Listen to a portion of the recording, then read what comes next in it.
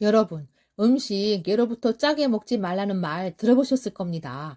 병원에 가더라도 짜게 먹어서는 안 된다는 말 듣고 오신 분들이 있으실 텐데요. 소금이 정말 고혈압과 뇌졸중, 심장 질환 등을 일으키는 걸까요? 짜게 먹으면 정말 몸에 안 좋을까요? 그런데 사실 짜게 먹어도 됩니다.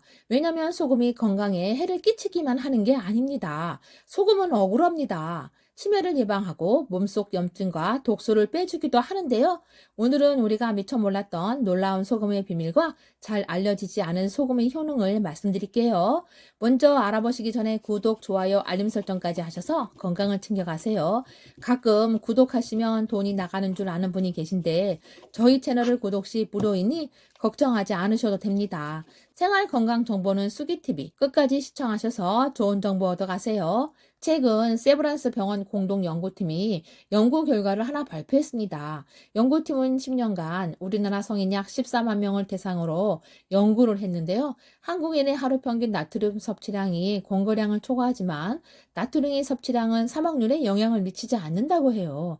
심혈관계 사망률과도 직접적인 관련이 없는 것으로 나타났어요. 소금은 없어서는 안 되는 인체의 필수 구성 성분이에요.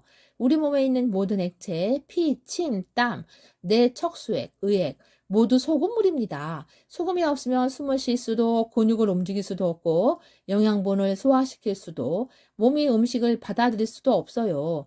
배설을 제대로 할 수도 없고 호흡과 체온 조절도 안 되니 두뇌 활동도 불가합니다. 설탕을 안 먹어도 되지만 소금은 안 먹으면 큰일 납니다. 저염식이나 무염식을 하면 면역력이 떨어지고 건강에 문제가 생기게 됩니다.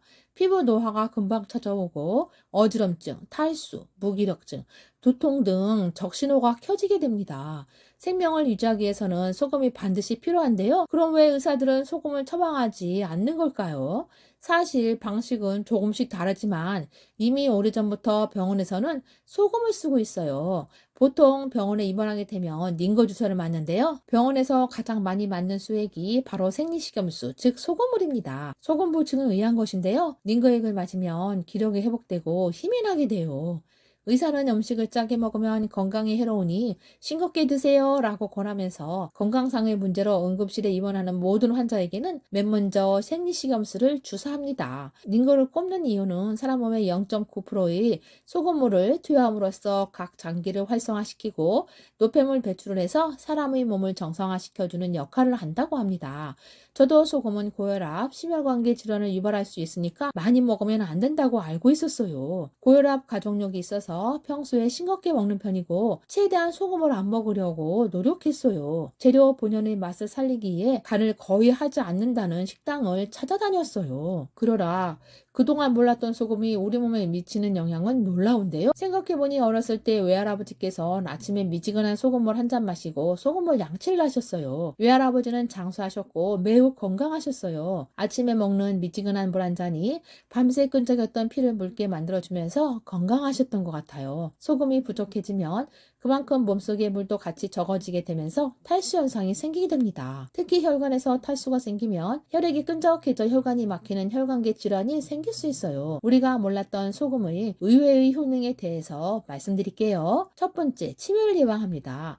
전 세계적으로 바닷가에서 생활하는 사람들은 치매에 걸리는 확률이 적다고 합니다. 몸에 소금기가 부족하게 되면 치매에 걸릴 확률이 높아진다고 하는데요. 따라서 평소에 싱겁게 먹는 저염식 식습관은 치매의 발생 위험도가 높아진다고 해요. 각종 성인병에 취약하게 하는 원인이 되기도 합니다. 뇌를 보호하는 뇌 척수액에는 0.9%의 나트륨이 들어있어요. 나트륨이 0.9% 포함되어 있으므로 뇌는 소금물에 둥둥 떠 있다고 해도 과언이 아닙니다. 소금은 불순물을 흡착하는 성질이 있어서 뇌에 발생한 노폐물을 흡착해 배출시키는 역할을 합니다.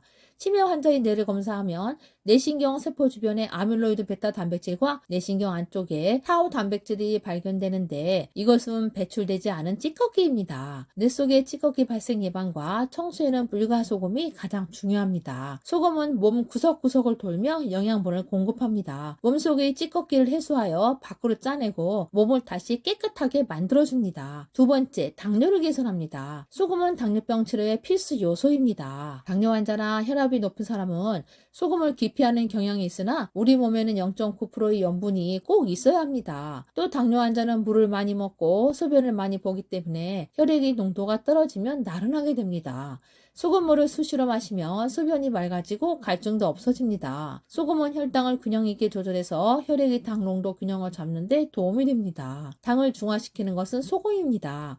소금은 당뇨병과 연관된 2차적 손상을 감소시킵니다.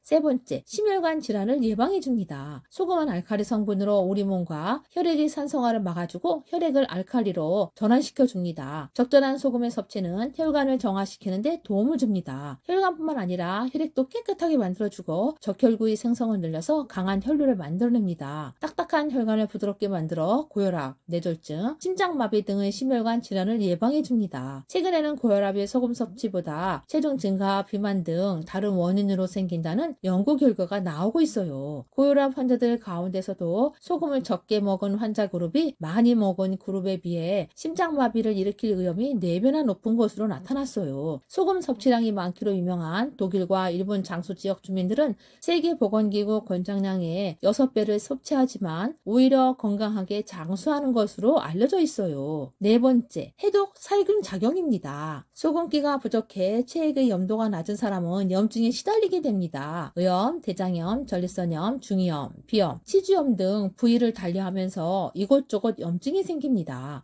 혈중 염도가 낮아지면 세균이나 바이러스 활동이 강해지고 면역 기능도 떨어지게 돼요. 잇몸이나 치아의 염증으로 통증이 심할 때도 소금이 도움이 됩니다. 여드름이나 종기, 뾰루지, 농, 아토피, 류머티즘, 결막염 등 모든 염증에는 소금이 필요합니다. 소금은 독과 세균을 없애주는 강한 살균력과 제동력을 가지고 있어요.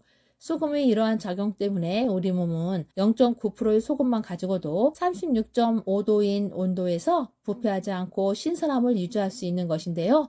약간 부패한 음식을 먹어도 배탈이 나지 않는 것은 염분의 살균 작용 때문입니다. 다섯 번째, 다이어트 할 때도 소금을 적정량 섭취해야 합니다. 짜게 먹으면 살이 찐다고 생각하시나요? 짜게 먹으면 체중이 오른다고 하는데 이건 그냥 붓기예요. 몸에 수분이 찬 것뿐이지 지방이 늘어난 게 아니에요. 붓기는 저절로 빠져서 물 많이 마시고 땀 흘리면 원래 모습으로 다시 돌아옵니다. 소금은 그 자체로는 0칼로리입니다. 흔히 말하는 살은 체지방을 의미하므로 0칼로리인 소금을 아무리 많이 먹어도 체지방을 늘릴 수는 없어요. 오히려 적당한 양의 소금 섭취는 컨디션 유지에 도움이 되므로 다이어트에 좋아요. 그런데 우리는 왜 다이어트 할 때 짠 걸 먹지 말라 할까요? 짠 거 많이 먹으면 식욕을 당기게 만들어 폭식을 유발해요. 그렇다고 소금을 아예 안 먹으면 안 돼요. 신진대사가 저하되거든요. 신진대사는 음식이 영양분을 분해하는데 이게 저하되면 다이어트에 안 좋겠죠. 소금은 지방을 빼는데 오히려 도움을 줘요. 우리 몸은 염분이 섭취되면 물을 필요로 하는데 이게 일정 수준을 넘어가면 체지방을 연소해서 수분을 만들거든요. 염분을 섭취하면 우리 몸에 쌓여있던 노폐물이 배출돼요. 따라서 체중이 줄어드는 효과가 발생해요. 여섯 번째, 신진대사를 촉진시킵니다. 소금은 음식물을 분해하고 노폐물을 배설 처리하여 인체 내의 신진대사를 주도합니다. 신진대사가 원하지 못할 때 각종 병이 생기게 돼요. 나가야 하는 노폐물이 제때 빠져주지 못하면 노폐물은 부패하여 독을 만들고 그 독은 우리 몸 구석구석에서 심각한 병을 만들게 돼요. 신진대사가 활발할 때 젊음 또한 유지할 수 있어요. 외과 수술 전후에 충분한 염분을 섭취하면 상처의 회복이 빠른 것도 소금이 우리 몸에서 신진대사를 촉진하는 중요한 역할을 하기 때문이에요. 오늘은 의외의 놀라운 소금의 비밀과 소금의 효능을 알아보았는데요. 소금 섭취량을 적절하게 조절해서 드셔서 건강한 식습관을 유지하세요. 앞으로 여러분들의 건강과 생활 고민에 대해서 도움되는 정보를 많이 전해드리겠습니다. 오늘 영상이 도움이 되셨다면 구독과 좋아요는 물론히 눌러주시고 소중한 분들에게 이 영상을 공유해주세요. 오늘도 행복한 하루 되세요.